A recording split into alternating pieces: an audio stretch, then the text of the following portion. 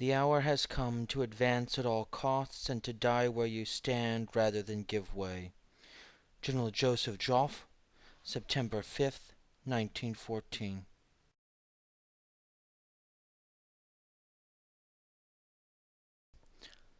On the 28th of June, 1914, the Archduke Franz Ferdinand, the heir to the Austro-Hungarian throne, was visiting the city of Sarajevo in Austrian Bosnia. While he was being driven through the streets of the city, the Archduke and his wife were shot and killed by Gavrilo Princip, a Bosnian Serb with close ties to the intelligence agencies of the neighboring Kingdom of Serbia.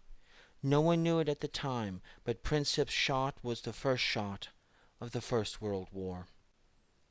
Initially it seemed the fallout from the Archduke's murder could be contained. But by late July 1914 it was increasingly obvious that Europe was headed toward a major war. On the 2nd of August 1914, France began general mobilization for war at almost the same moment that the Germans did. The German army faced the daunting task of simultaneously having to fight a large French army in the west and a huge Russian army in the east. It turned to plans originally devised in 1905 by the then Chief of the German General Staff, Field Marshal Alfred the Count von Schlieffen. Von Schlieffen's plan was designed to take advantage of French aggressiveness.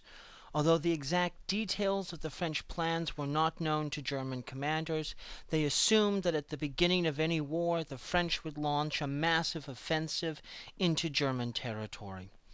Von Schlieffen reasoned that rather than face that offensive head-on, the Germans should use it to their advantage. So while the French stormed against the German border, the Germans would invade neutral Belgium in the north, sweep around the French flank, occupy Paris, and attack the French army from the rear. If it worked, the entire French army would be caught in the open on the Franco-German border, isolated from its lines of supply, and destroyed in one swoop. Initially, British public opinion had been divided on whether or not to enter the war, but the German invasion of Belgium changed that quickly. Most people in Britain saw the invasion as an act of bullying, of the strong preying on the weak. The invasion tipped the scales in favor of the interventionists, and with strong public support, Herbert Asquith's government declared war on Germany. Despite Britain's declaration of war, the Germans pushed ahead into Belgium. In the Battle of the Frontiers, the German army decisively beat the Belgian, British, and French armies in northern France and southern Belgium. The result was a chaotic retreat out of Belgium and into northern France. During this period of grave crisis, French political leaders began to fear that the war would be lost almost as soon as it had begun. After winning the Battle of the Frontiers, the German commander, Field Marshal von Moltke, realized that his army lacked the size and the mobility to fully execute the Schlieffen plan by sweeping to the west of Paris and occupying the city. So instead he decided to bypass the city and pass to its east. He hoped he would still be able to get around the flank of the French army in order to envelop and destroy it. But by moving east of Paris, he left the city as a potential base for a counterattack against his flank. With German troops closing in on Paris, the French government fled toward the Atlantic coast. They left behind them General Joseph Gallieni, a veteran of France's colonial wars, to whom they entrusted the defense of the capital. Gallieni was a widely respected soldier who had retired shortly before the war had begun after being diagnosed with terminal cancer. Despite his illness, Gallieni responded to his appointment with energy and aplomb. He quickly covered Paris in posters announcing his intention to defend the city to the bitter end. He also began preparing his garrison either to defend the city if necessary, or, if the opportunity arose, to attack German lines. Despite being 65 years old, General Gallieni embraced modern technology and organized all the aircraft he could lay his hands on as a reconnaissance force. Using these aircraft, he was able to ascertain that as the German army was passing to the east of Paris, its lines were becoming overstretched. The German First Army, assigned to guard the extreme western flank of the German force, was finding it difficult to maintain its position and line of march, and as its flank lengthened, Gallieni realized that there would be an opportunity for his Paris army to attack the Germans in their flank and possibly get into their rear. Gallieni's intelligence had exposed a weakness in the German army, and the French commander-in-chief, General Joseph Joffre, responded immediately by ordering the French Sixth Army just outside of Paris to begin an immediate offensive against the German flank. The Sixth Army was a strange collection of men and materiel. It included tens of thousands of conscripts drawn from Gallieni's garrison in Paris, but it also had thousands of North African and West African troops, including the Moroccan Zouaves with their characteristic white pants and red fezes.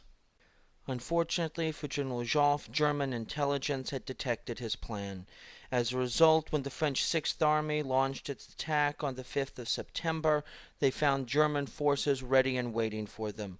As French infantry charged repeatedly against German troops dug in on the high ground, French losses began to soar.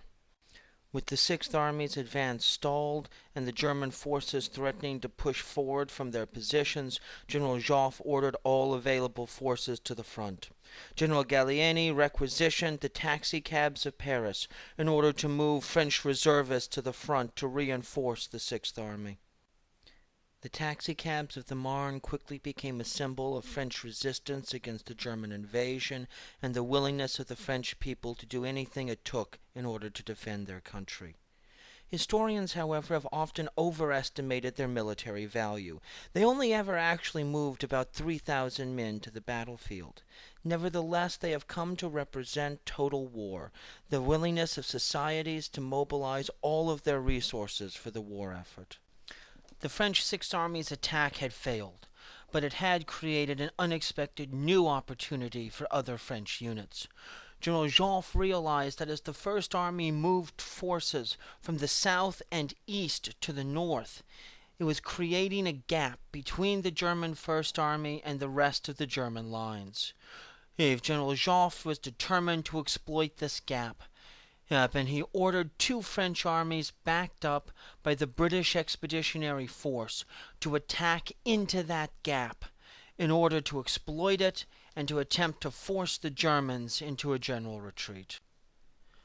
On the 6th of September, the French Fifth Army and the British Expeditionary Force launched an all-out offensive into the 35-mile gap that had opened between the German First and Second Armies. The result was a bloodbath. Wave after wave of French infantry poured into that gap, and it became a battle of human flesh against machine guns and artillery. As high as the French losses were, the French High Command's resolve to win through was higher, and they continued to feed more men into that gap until the German army began to crack under the pressure. On the 7th of September, the German army launched a bid to reverse the situation. The German Third Army launched an all-out assault on General Ferdinand Foch's French Ninth Army in an effort to push Foch and his men further to the east, to allow the Third Army to turn west and attack into the rear of the French Fifth Army and the British Expeditionary Force. The initial German attack shook the Ninth Army, but its commander refused to accept defeat. Foch signaled to the French High Command, promising that he would hold the line without asking for additional reinforcements. His message summed up his philosophy of war. My center is giving way, my right is in retreat, impossible to maneuver, situation excellent, I attack. Foch's men suffered heavy casualties, but their attack succeeded in halting the German movement. By stopping the German Third Army, they bought more time for their comrades in the French Fifth Army and the British Expeditionary Force to continue their drive into the German rear. By the 8th of September, the German army was facing total defeat. The chief of the General Staff's intelligence section had been sent by Field Marshal von Moltke to ascertain what was happening at the western end of the battle line. When he reached the headquarters of the First and Second Armies, he realized that total defeat was staring the German army in the face. Rather than risk the destruction of the entire invasion force, he ordered a general retreat to the north that began the next day. The Battle of the Marne was one of the great decisive battles of the First World War. French troops had succeeded in fighting and winning a mobile, open operation against the German army. That victory had saved France. It allowed France to continue fighting the war and forced the German army to withdraw to the north. That victory, however, came at a tremendous human price. The British and French had deployed some 45 divisions, which included over 1 million men during the one-week battle. Of those 1 million men, 263,000 became casualties. The Germans had deployed 1.5 million men, and they suffered 220,000 casualties, all in the space of 7 days. In reaction to these losses, both armies began to dig into the ground, creating the great trench systems that would dominate the next 4 years of war. As the armies dug into the ground, they also engaged in a race to the north. Neither side wanted to risk a frontal assault after the horror of the Marne, and so they each tried to get around the other side's flank. The result were a series of flanking operations which moved inexorably toward the sea. In general, the British and the French moved faster than the Germans, which caused the line to bend back against the German army.